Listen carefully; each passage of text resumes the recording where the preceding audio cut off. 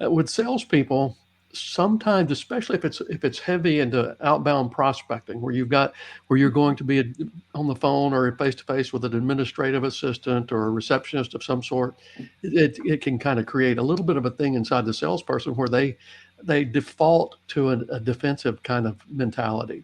Hmm. So one of the first things that we want to do in that is shift the frame of the salesperson.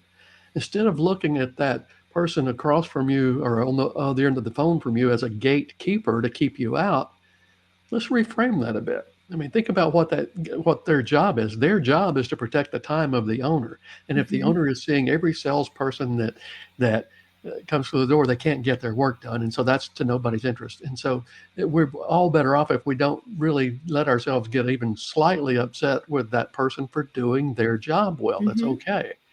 But then there's a second shift that we switch. That if you understand the second shift, and again, it really starts with the salesperson, it totally changes the response both in you and in the receptionist. And that's this: uh, get your eyes off yourself and get your focus on what their value is from your proposition.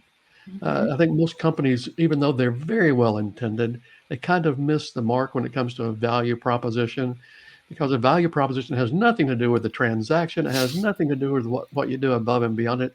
Not your product, not your service, not your company, not even how great you are as a salesperson. And we all know everybody who follows your show is awesome. But what we're talking about here is, how does that person you're talking with, how does their life improve by taking the step you're asking them to take?